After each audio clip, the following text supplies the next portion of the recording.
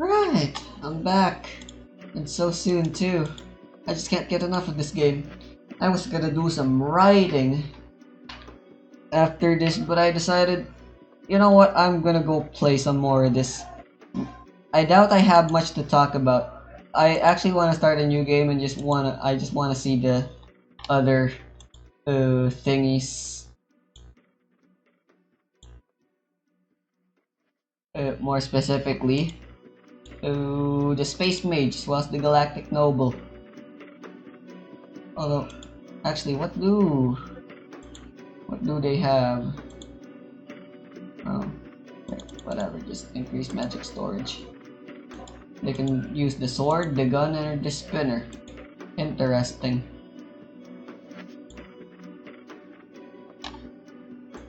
Yeah, future rogues are weird.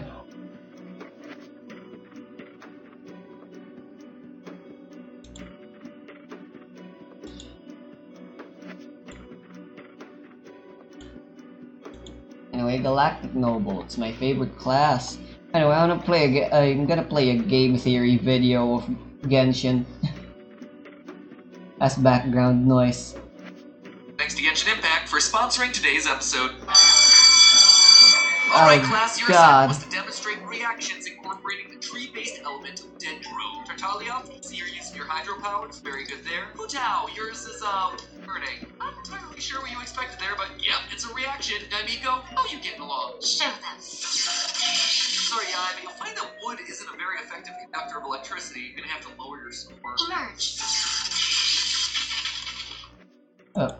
Right, fuck, the stats. I was like, I feel like I'm forgetting something. And it's the goddamn stats. Hello, Internet. Welcome to Game Theory, the show that loves its waifus, but not as much as it loves its science. And there is plenty of both to talk about The today. spinner is such a frickin' epic weapon. Just released their 4th country update. In it, you'll be exploring the new region of Sumeru, featuring a plethora of biomes ranging from the lush rainforests around the capital city to a desert. But the lightsaber is the best weapon in the game, hands The main down. story quest focuses on a time loop where several characters start to realize that they've been reliving the same day over and over again, which itself has some fascinating scientific implications, but that's not what I want to focus on today. You see, each new party member in Genshin Impact is associated with one of 7 different elements: Hydro, Pyro, Cryo, Electro, Geo. The thing I wanted to learn about were the starting skills. Because I've actually forgotten about those. Oh wow, look at this, kinda fancy looking. What's up with the frickin' badge though?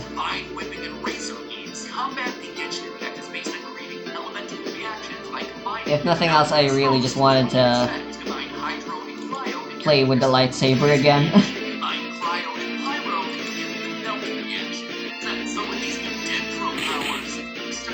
Whoa. I remember Archer's Blessing.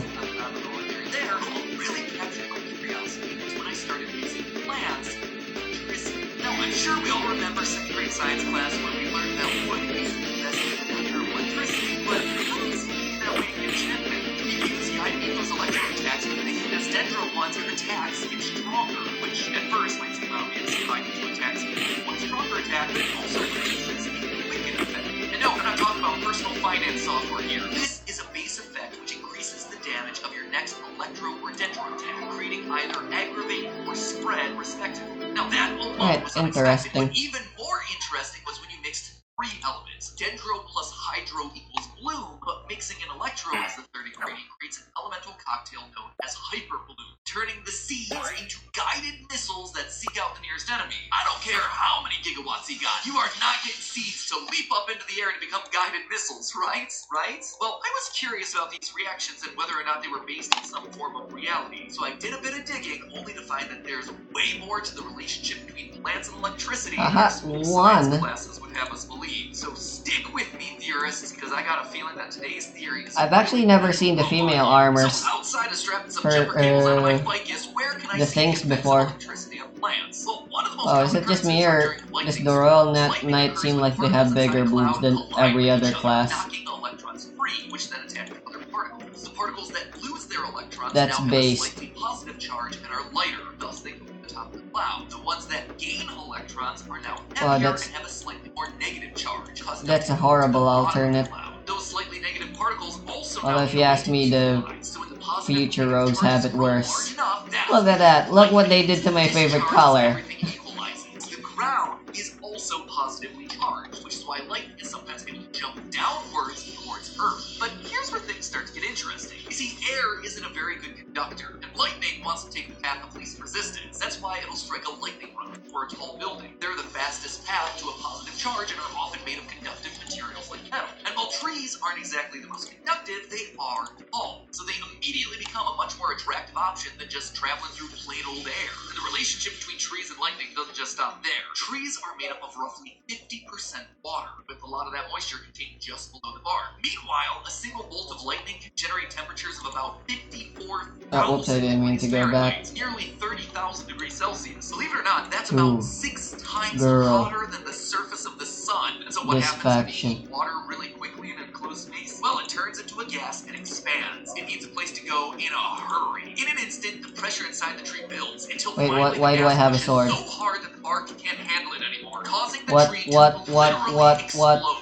Wood and splinters What? are sent flying everywhere, as if we didn't need more reasons to stay indoors playing video games. Now, these splinters aren't exactly homing missiles, but it does show that tree plus water plus electricity does result in flying plant projectiles that can do some serious damage What? on impact. On Genshin Impact! But what about when a tree isn't filled with water? That was In a weak. game, if you Okay. combine Dendro and Electro, one of the effects that you get is Aggravate, which boosts the power of your next Electro attack. That seems kind of weird, right? Why would running electricity through a dry plant make your next electrical attack stronger? Shouldn't have any impact, right? Or maybe even a negative impact? Wrong! This actually lines up with real-world science. In a 2004 Ukrainian study, scientists tested the electrical resistance of a leaf as it slowly dried up. Now, you would think that as the leaf dries up and slowly dies, that its electrical resistance would increase. Less water left in the leaf would mean less ability for electricity to flow, right? But no, the drier the leaf became, the easier electricity was able to flow through the parts of the leaf that were still living. The researchers weren't exactly sure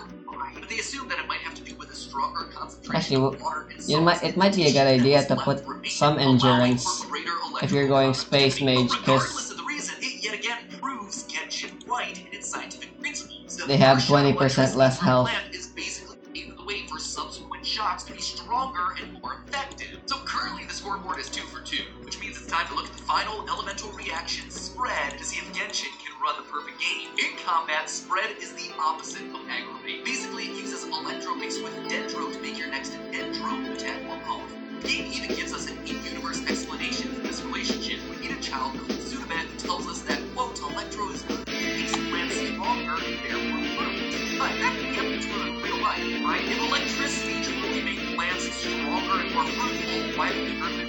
How am I able to go apple picking? Wouldn't every farmer ever just electrocute their orchard and try What? and max out their harvests? Well, when you start to That's look at it, busted. it's actually a lot more here than meets the eye. Loyal theorists, Well, we start with no magic. New world of science, Being a wizard, that's always so expensive.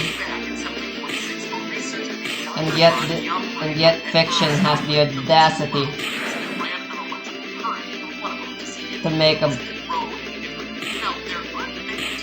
to make it a cliche that they're poor. Weird.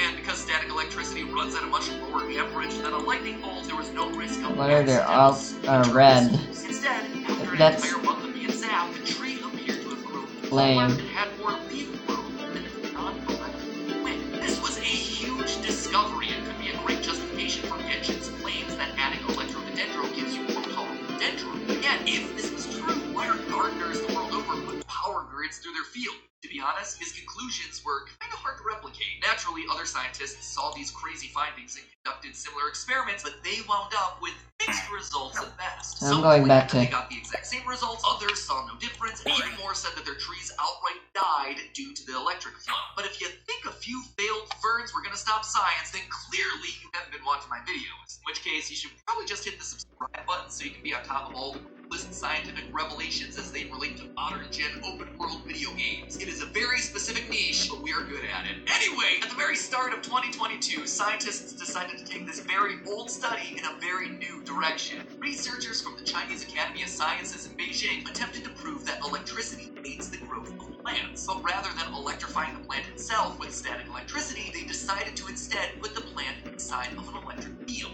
Basically, they placed the seeds on a metal plate that was connected directly to a negative electrode, and above where the seeds were growing was a metal plate connected to a positive electrode. This created an electric field between them as the positive and negative charges tried desperately to come together. After 3 days of germination, seed Alright, so growth where are we inside going the now? electric field was 40% higher than the control group. When it came to seedling growth, the electric field resulted in a growth increase of 15%. All in all, the plants inside the electric field gave a Alright, so crop let's yield not that go was there. 20% higher than the control group. Seems bizarre, right? Like, why would being in the presence of electricity change plant growth so dramatically? Unfortunately, the research paper doesn't provide an explanation, but you know what? I think I can. Science has shown that thunderstorms tend to help with plant growth, not just because of increased rainfall, but also because their electrical energy helps separate the nitrogen atoms that are floating around in the air. These atoms then fall to the ground, where they're absorbed by the soil and eventually wind up inside of plants. Why? The University of Melbourne, though, has a different solution. Maybe electric fields act kind of like natural pesticides. The electricity doesn't bother the plant, but it might scare away insects, acting kind of like a low-level bug zapper. There's also the fact that within an electrical field, water tends to have lower surface tension, resulting in faster evaporation after rainfall or watering. Lastly, it might just be what electricity does to the plant itself, effectively boosting the metabolism of the plant by accelerating the transportation of nutrients like Ooh, what? calcium and bicarbonates. Regardless of which explanation is correct, when it comes right down to it, plant growth involves a lot of chemical reactions, and electricity appears to have the ability to affect each and every one of them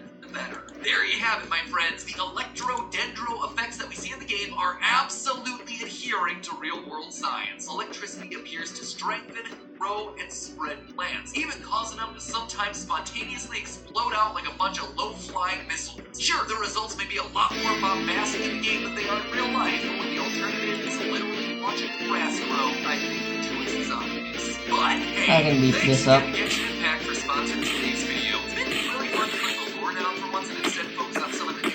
Is that a flintlock pistol? Special thanks to them for letting us roll with some of the bit out of the board. Ow. That said, it doesn't mean that there isn't new lore for us to discover. In fact, if Despite that clearly being a direct hit right in my chesticles.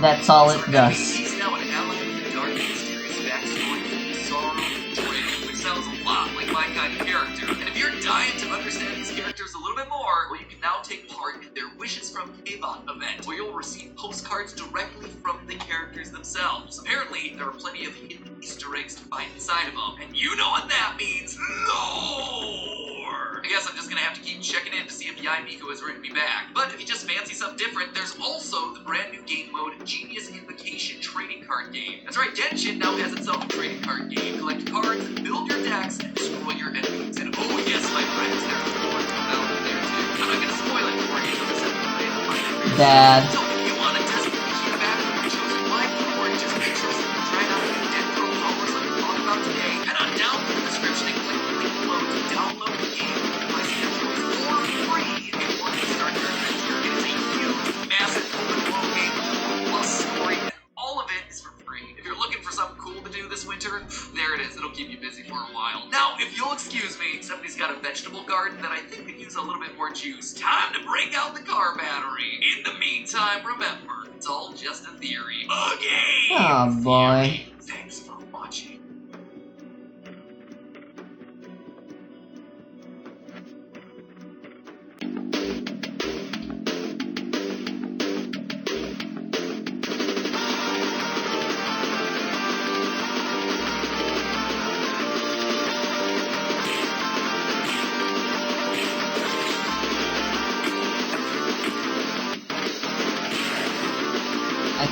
I keep forgetting I have that on my cheek. Look at me go. I got too distracted by the heart.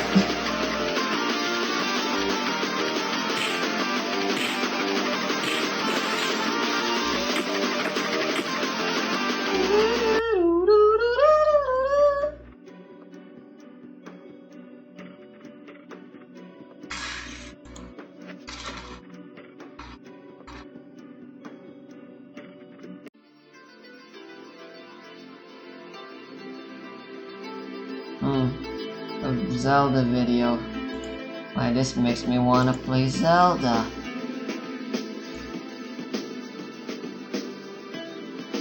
More accessory. Oh, cool. I don't have to deal with the heart anymore. I got something stupid in my forehead instead.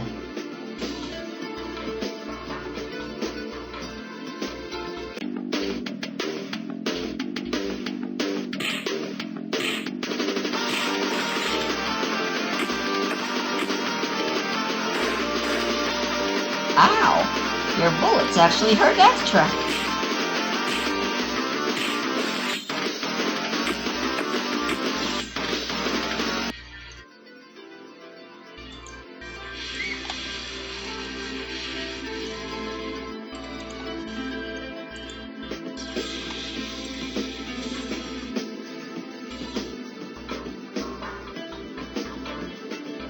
I guess there's nothing here that much. But I'll watch this later.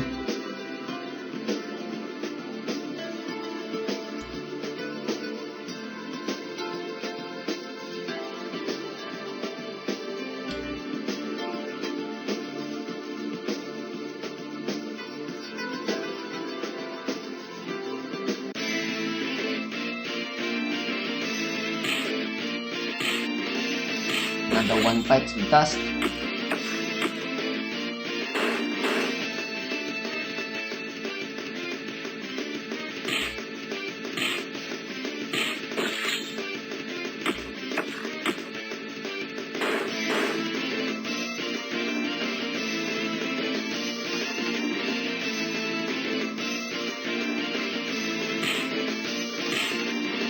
Can't believe I already ran out of videos to watch. Hey, it's Jaro here, and I thought I would bring you all a shorter video this time around while I'm working on bigger projects. In addition, I wanted to revisit Where's young Misali in my recommendations? Why did he disappear?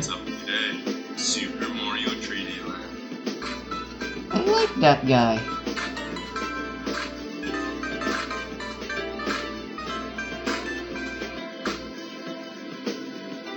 Oh, more Tokipona lessons.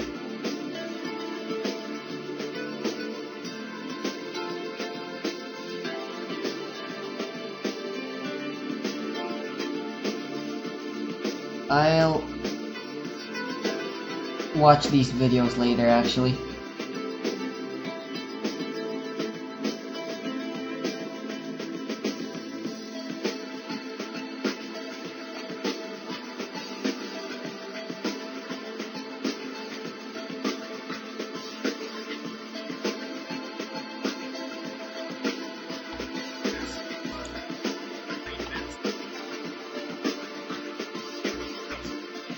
Right. Well, with the southeast being basically impossible to traverse with all the monsters there, I guess our only choice now is to continue the main story.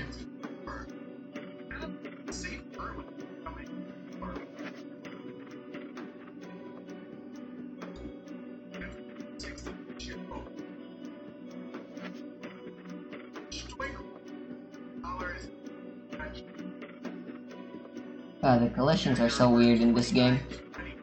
Yo!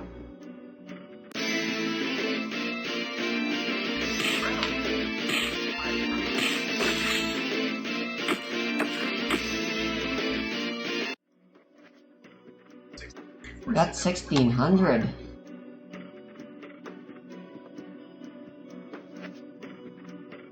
I should spend like a king. Queen, I mean. Pronouns are important.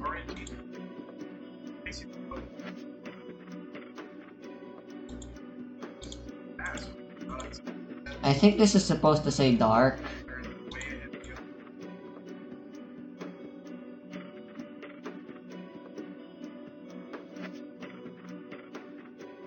I'll go get the torso upgrade as well.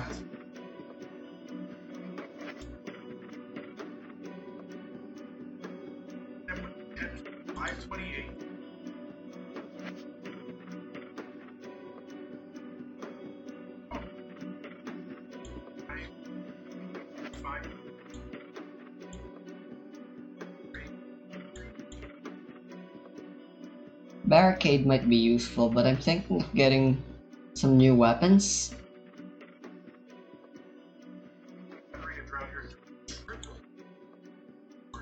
New weapons. I'll go get the sword.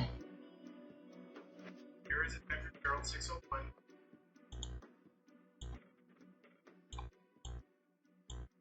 $76 from Dave Burger, and that's 2,900. Apparently everything is a sword. That's funny. We're like $1 short. That's actually that's what the memes. Nobody. You gotta augment this with water. $5.96 for And then Sidney, electric. $6.70 for Gerald.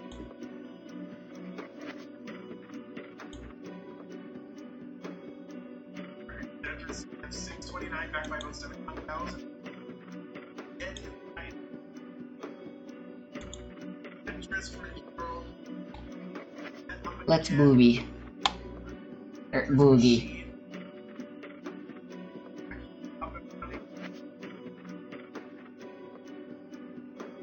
No, I was hoping our appearance would change in the overworld, but I guess not.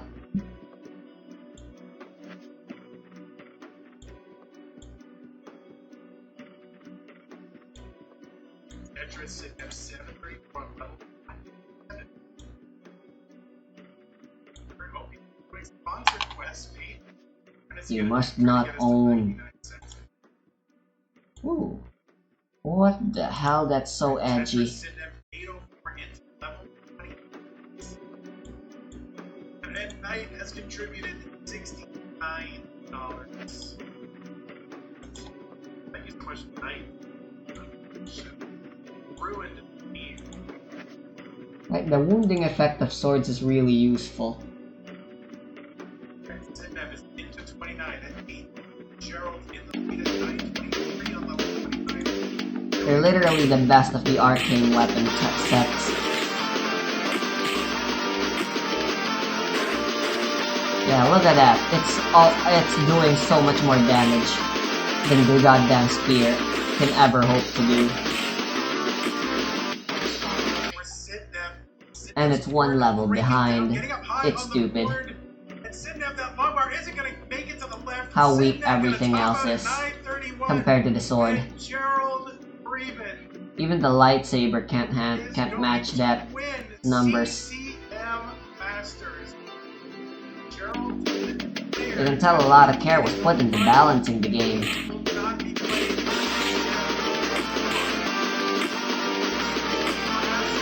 And there's the wound, that's a death. Yep. First and last time TTM champion. You bled out, that's pretty typical for swords. Oh, hello there. Oh dang it, I have water.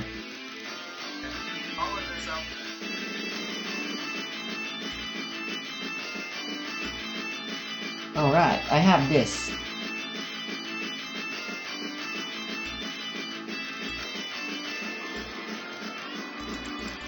It's got one use. And it uses 15% of my magic flat. Oh, I have this now.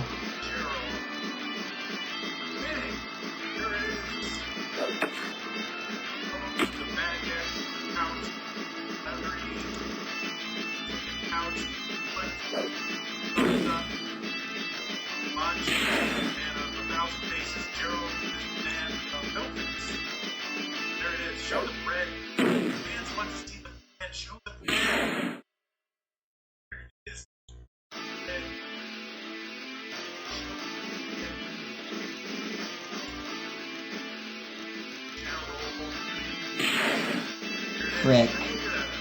The small potions are worthless now.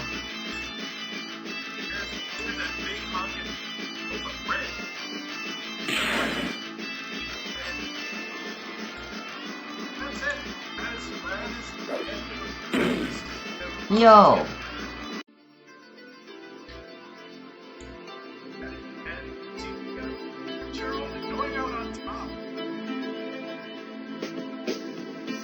Alright, I can go left. Hi, Gerald. But I need to rest up. Well, thank all of our fantastic contributors to our prize. God, this is the prize. Let me show you the prize. $3,069. It's 600 points. That could go higher if you want to chip in, but yeah, they're really cheap. But you know, they should start. Anyway, that is what Gerald win. Got owned all of Gerald. I want to thank prize on great moments that we put on. By the way, mine's been made. Nice. Yes, go ahead. Thank our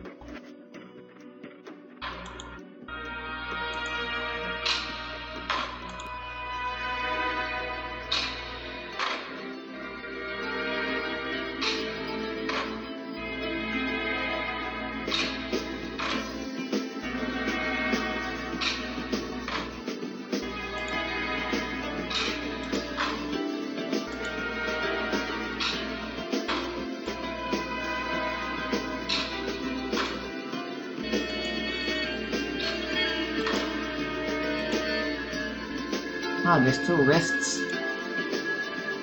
I'll keep this, I guess.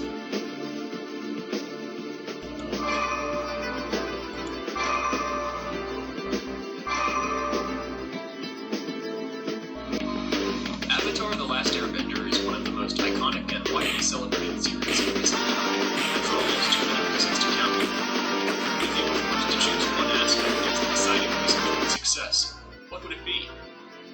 A few answers that come to mind might be the intricate world building, creative and highly consistent magic system, well choreographed and animated fight sequences based on real-world martial arts, a lovable main cast portrayed by talented voice actors, the unique East Asian-inspired setting and philosophies of the series, Yeah, I hate the groundbreaking I hate nature the of a empty Western chests. children's animated show telling a serious, overarching story, or the excellent balance of action. Fire lizardmen like elemental. Seasons. And while all of these are good answers, and the truth probably lies in some combination of them, from my point of view, the element that truly elevated Avatar: The Last Airbender was the arc of its original primary antagonist turned anti-hero turned hero, Prince Zuko. Voiced by the highly talented Dante Bosco, Zuko is one of the most popular characters to have emerged in the modern media landscape over the last 2 decades. And while this may now sound like hyperbole to some listeners, I truly believe he is one of the best written character arcs I've ever come across in fiction. I understand that the concept of a villain who gradually has more depth to their character review is conflicted between their current state and a nobler one, and ultimately chooses the side of good is a path far from untrod in the realm of storytelling. But Zuko's arc contains certain unique elements that truly elevate it, as well as the show in which it features, to heights previously unseen in the realm of Western animation, and perhaps beyond.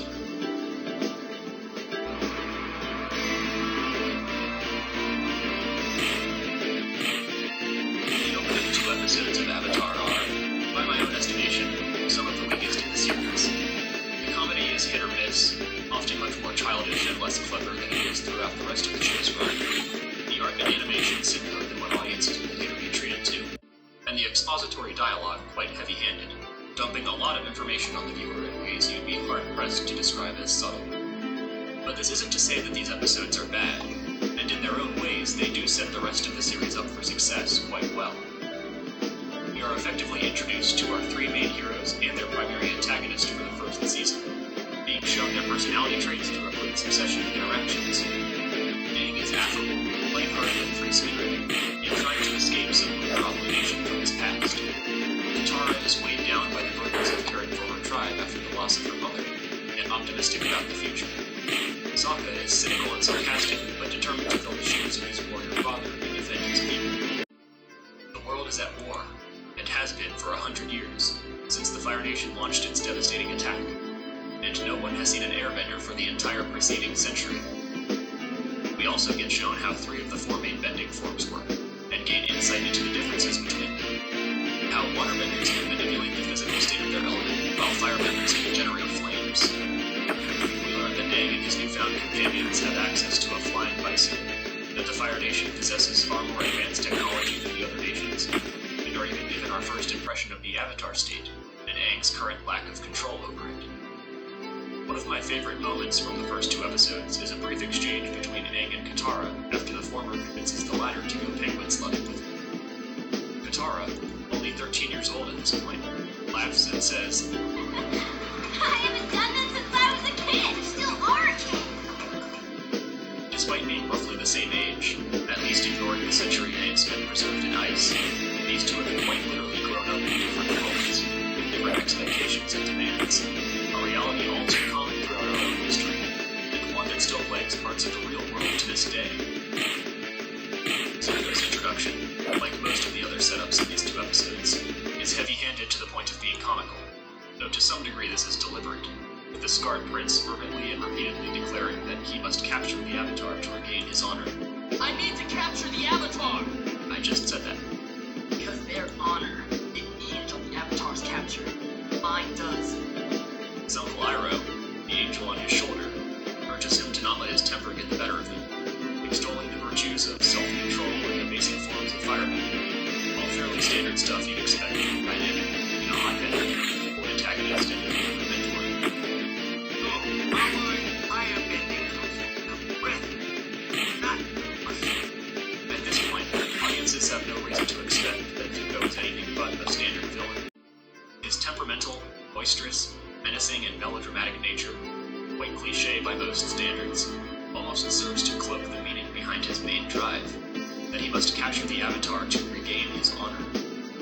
As we aren't given any further information on how he lost his honor, or even what this means, nor on how his scarring might be connected to this segment of his past, both of these elements of his character might easily be dismissed as mere decoration. The scars are a prominent feature of many villains, they rarely play a significant role in those villains' arcs anymore, at least as far as audiences are concerned.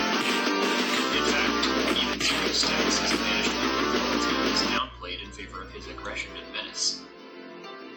But from his first antagonistic interactions with our heroes, audiences are shown a degree of depth. When Zuko storms the nearly defenseless Water Tribe village, cowing its inhabitants with a fiery display and demanding that they hand over the Avatar, Aang offers to surrender, showcasing our hero's initiative and willingness to put others' well-being before his own, while Zuko agrees to leave the rest of the innocents alone, demonstrating a sense of honor. In the resulting fight with the banished Princess Shu, Aang manages to escape with an awesome display of power, deceiving Zuko is left stunned with furious. And thus the main dynamic of Season 1 is established. Aang, Sokka, and Katara will be attempting to That's our the guy. Water Tribe so that the young Avatar can learn waterbending, while Zuko will pursue them. But the 3rd episode immediately subverts this setup with a surprising twist. It presents a new antagonistic force in the character of recently promoted Commander Zhao, an ambitious, ruthless, and even more temperamental Fire Nation officer. Where Zuko might have sufficed as a sole, one-dimensional villain in an ordinary series, here the audience is enticed to sympathize with him just after establishing his status as a villain. You're just a bad ignorance. No hope, no allies, no loss, by being shown his relative powerlessness in the face of more recognized commanders in his own nation's military, thereby making him an underdog that viewers can root for against an even worse foe, as well as further developing that his drive to capture the Avatar is rooted not in true malice, but a desire to simply return home. Audience members find themselves cheering Zuko on in an Agni Kai against Zhao. As elsewhere in the episode, Aang makes the discovery that he truly is the last surviving member of his people. Hey, Zuko, what happened last time you ruled Alaska? I will never forget. The ending of this episode, where Zuko spares Zhao after defeating him in a ritualized duel, thereby claiming the moral high ground while also humiliating the rightful commander, not only furthers our understanding of Zuko as someone reluctant to resort to brutality in a culture defined by it, but cements his rivalry with Zhao, a dynamic that will span the entirety of the first season, and Try it. contribute greatly to the Banished Prince's development. That's In the course lame. of the next few episodes, Zuko pursues the trio of heroes on their journey north. And I think it's no surprise that the show's weakest episodes, The King of Omashu and The Great Divide, are two of the only ones to not feature the vanished prince and his lovable uncle. The dynamic between these two lends itself to plenty of great comedy. Why don't you enjoy a cup of coffee, Jasmine? I don't need any calling tea! That lotus style was in my sleep the whole time! But it also helps us to learn more about who Zuko is as a person. Not a power-hungry tyrant or sadistic warmonger, but a deeply troubled adolescent trying to make sense of what his place in the world is, with his wise uncle gently nudging him in a better direction. When Iroh is captured by Earth Kingdom soldiers in Part 1 of the Winter Solstice double episode, Zuko forgoes a chance to capture Aang in favor of saving his uncle. An early example of the troubled prince doing the right thing when push comes to shove. And Dark... We have a situation. I needed to meet you out here so I could be sure we were out of sight. The Abyss are having trouble getting into our planet. As this is the RTF's primary HQ and they know this our last stand, we lose Virgilius. We lose this war. They have a spy among us trying to infiltrate our HQ. We need to find out who it is. I don't know what the Abyss have offered them, but it must be enough for this person to switch teams. Go back to the city and speak with Alfred Modular. He has bright red hair and is dressed like me. Tell him he has the afternoon off from his duties. Then head over to the Bandit Refuge. We believe he has organized a meeting with the Abyss as soon as he is let off of duty. And that is where we think he would meet them. Follow him and find evidence that he has betrayed us. Okay. The second half of this special, after risking his own imprisonment by defying his banishment in order to pursue the Avatar, Zuko is inadvertently saved when Aang enters the Avatar state. But the point at which Zuko's past is first explored in more depth, and not coincidentally where many believe the show itself went from good to great, is found in episode 12, The Storm.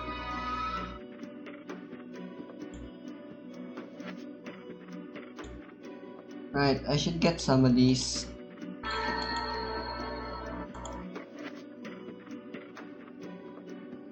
The Dark Mirror is a common trope in fiction, itself a variant on the narrative foil, by which one character's traits or experiences are contrasted with those of another in order to highlight either their differences or similarities.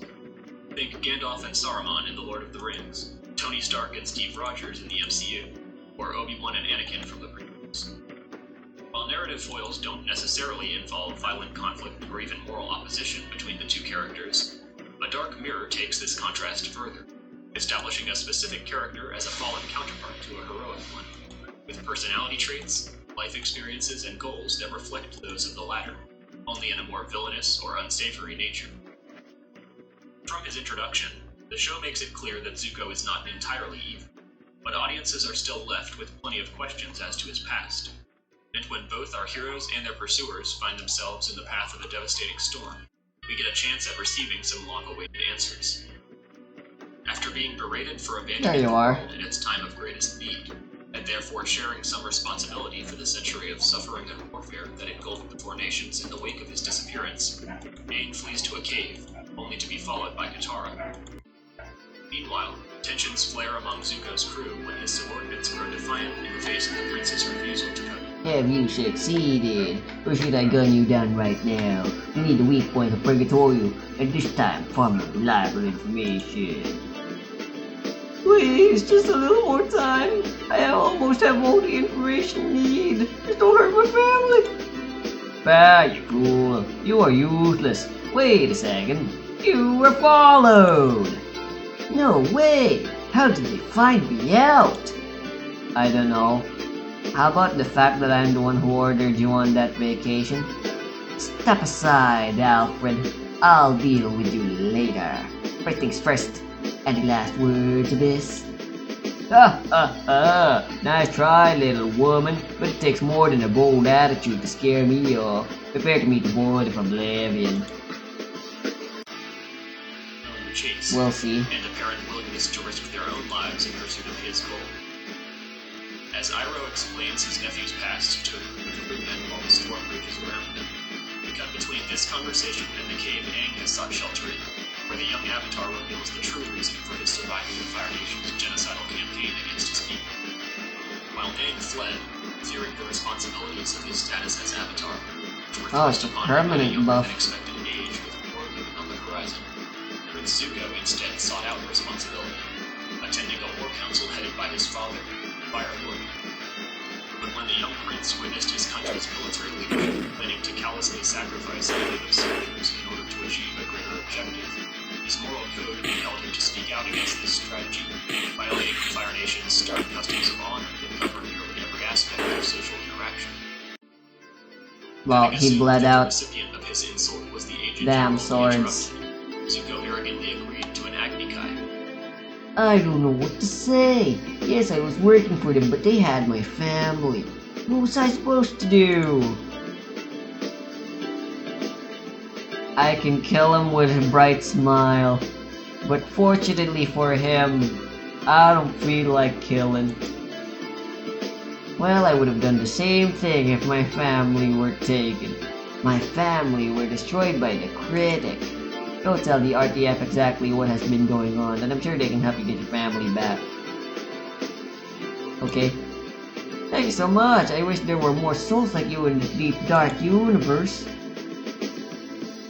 Only to find that, as the insult had occurred in the presence of the Fire Lord, it was the Fire Lord himself who had been dishonored by Zuko's actions, and therefore the young prince would have to duel his own father.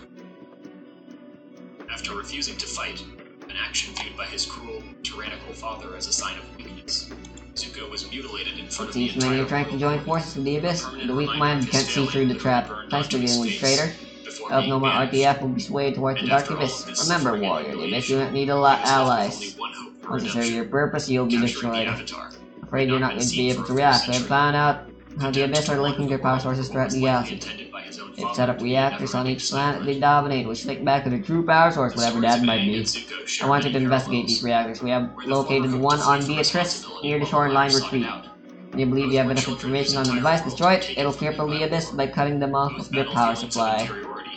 Take this pulse rifle. It should be enough to destroy the device. And both remain burdened with shame. Aang feels guilt over not being able to aid his people in their time of greatest need, while Zuko suffers the indignity of life as an outcast with royal heritage, unwanted by his own family. I'll end there.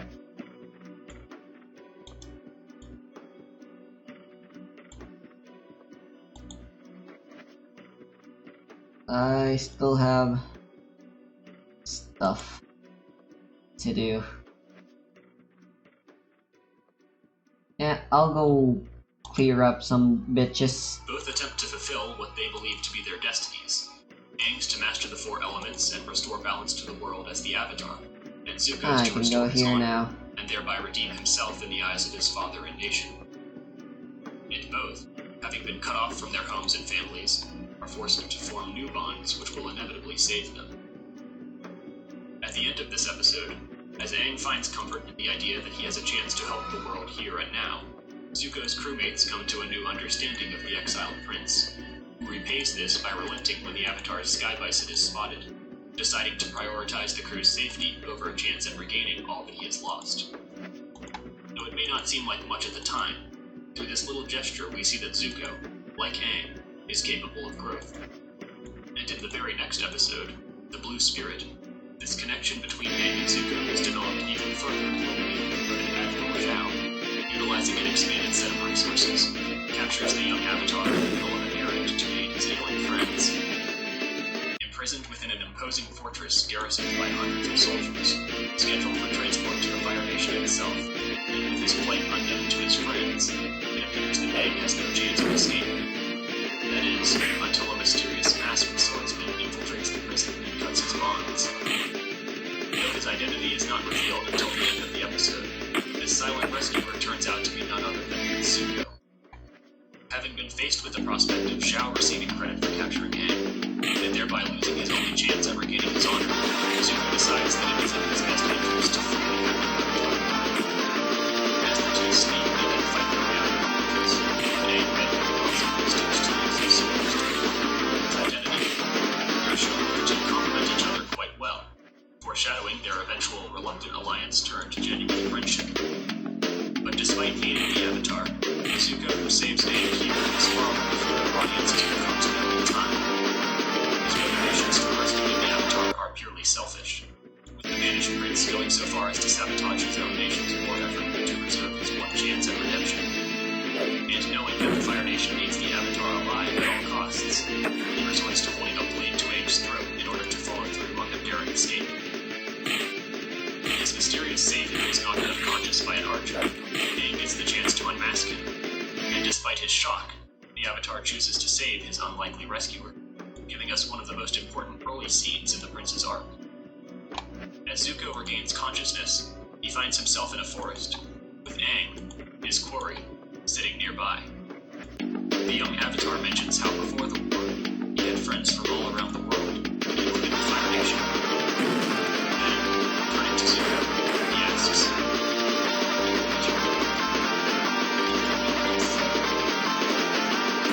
Zuko lies silent for a moment, as if contemplating the question, only to strike at Aang, who vanishes into the trees just as quickly. The Banished Prince is then left on the forest floor, staring after his fate with a puzzled expression, thinking on Aang's words in silence. The question appears to be forgotten, resurface in various ways, and be explored in depth over the course of the series.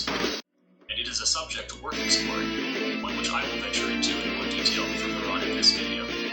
How the place and station of one's birth come to define their life, for good or ill. By having Aang ask this of Zuko, the writers coax the audience into asking it as well, not only about the Banished Prince, but those around us, and perhaps even ourselves. Well, we have pets, but Over the remainder of Lethal the RPG is always about one-on-one fights, which I think is really cool. Apart from Pokemon, most RPGs are all about teams and stuff, which makes enough sense when you take a look at its roots, as well as the types of stories RPGs like to tell. Entirely, hiring pirates to bomb his ship. Despite being severely injured in the blast, Zuko manages to survive his assassination attempt and sneaks aboard one of Zhao's vessels, aided by Falcon. Here, away from the pressures of the Iroh begins to lead Zuko in the direction of more firmly, challenging the troubled prince to truly ask himself what he wants, rather than simply accepting the roles he has been assigned by those with power over him. As audiences later learn in more detail, Iroh himself stands opposed to the Fire Nation's goals of domination, having become disillusioned with his country's path after the death of his own son in battle, and the subsequent failure of his siege of the Earth Kingdom capital of Ba Sing Se. But having been passed over in the country's succession by the schemes of his murderous younger brother, and largely viewed as inadequate after his military failure, Iroh has little ability to effect change from It's within not the that system, great. except when it comes to Zuko. Having all but I want adopted more his money. nephew as a surrogate son after the loss of his own, Iroh uses their time together during the prince's management to develop Zuko's moral character. By planting these little seeds in his nephew's mind, and nurturing them in a manner that avoids arousing the suspicion of Zuko or others, he helps to subtly steer the Banished Prince towards the path of good. In the two-part finale of Season 1, as Zhao's massive fleet lays siege to the capital of the Northern Water Tribe, a helpless, spirit world-bound Aang is finally captured by his dark mirror, who finds himself unable to properly I want the escape stronger with his pet. prize. Here, as the two shelter in a cave to wait out a blizzard, Zuko reflects on his past and present, and the contrast between himself and his quarry.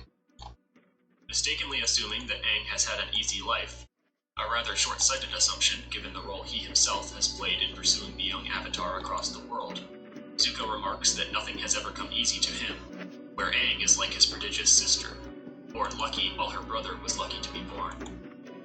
But the troubled prince is capable of recognizing one vital truth, that the hardships he has endured have shaped him into the man he is today. I've always had to struggle and fight, and that's made me strong. It's made me who I am.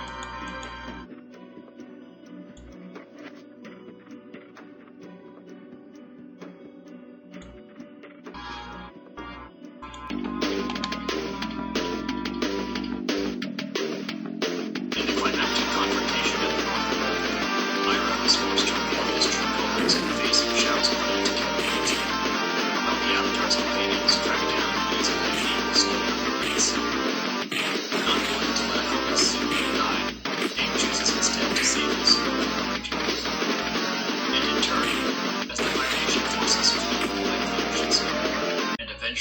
seeks out Zuko.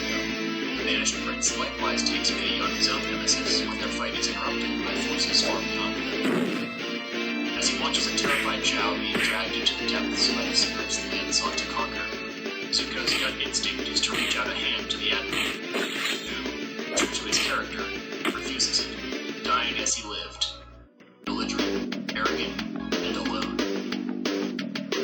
In the aftermath of the battle, as Zuko and his uncle flee the devastation, each faces an uncertain future.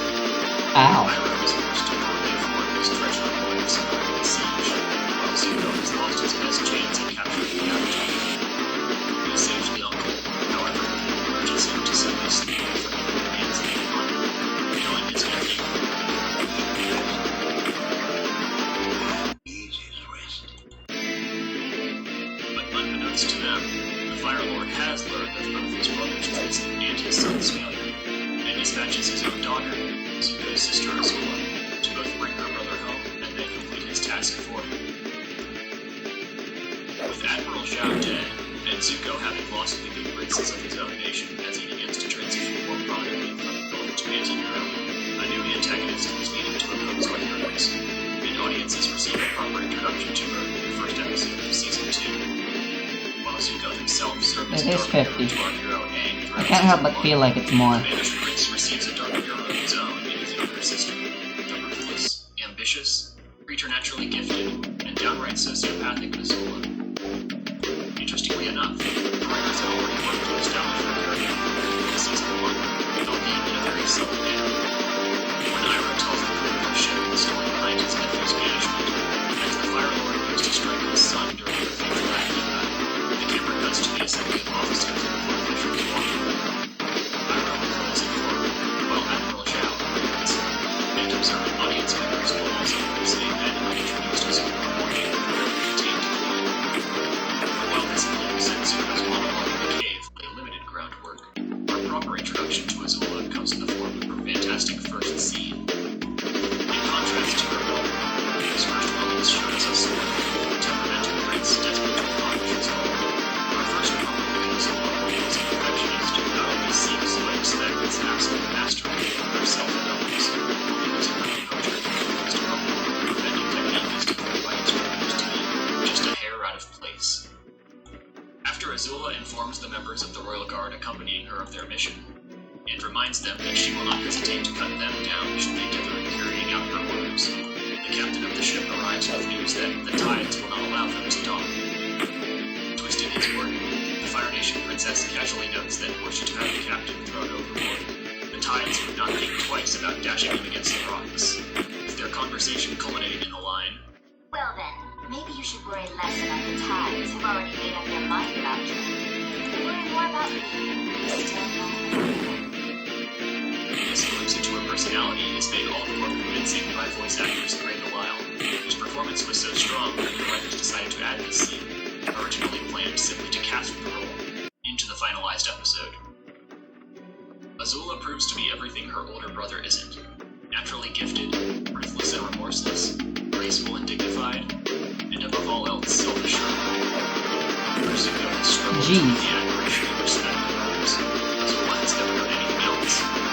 And when the young prince finds himself torn between different paths, his sister has never been forced to grapple with any such questions about her identity or nature. But the greatest irony is that while Zuko desperately wishes to be like her, it is his shortcomings that ultimately save him from suffering her eventual fate.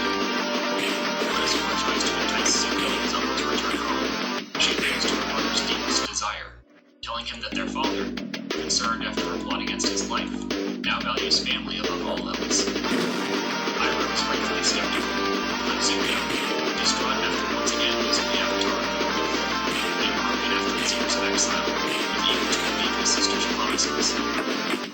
These promises, of course, turn out to be lies, and when Zuko and Iroh escape the trap set for them, they are declared fugitives from the Fire Nation, left with no choice but to go on the run in a hostile country, a country they have spent their entire lives at war with. Over the course of the next few episodes, as Azula supplants her brother in the role of main antagonist for our primary heroes, we follow Zuko and Iroh not as villains, but refugees simply trying to survive in a war world. And while Iroh himself has already had a change of heart, this experience proves crucial in Okay. developing Zuko's moral character, freeing him from the corrupting environment into which he was born, and allowing a better version of himself to gradually shine through. The first illuminating experience comes when the two are briefly taken in by a local Earth Kingdom family, the first of many chances Zuko gets to see the effects of his nation's war on the other side. The family's daughter, Song, works as a healer, tending to the many soldiers and civilians affected by the fighting, revealing that her own father was taken by the Fire Nation when she was a child, likely to be pressed into slave labor or killed, and that she and her mother were left with no choice but to flee before starting a new life. Sensing Zuko's past trauma, later that night, Song attempts to get him to open up, revealing her own scars in what becomes a recurring motif. While Zuko himself is unable to acknowledge the damage done to him by his own family and nation on account of the circumstances of his birth and his ingrained sense of shame, others are quick to recognize the injustice he has suffered. Right, I'll end there.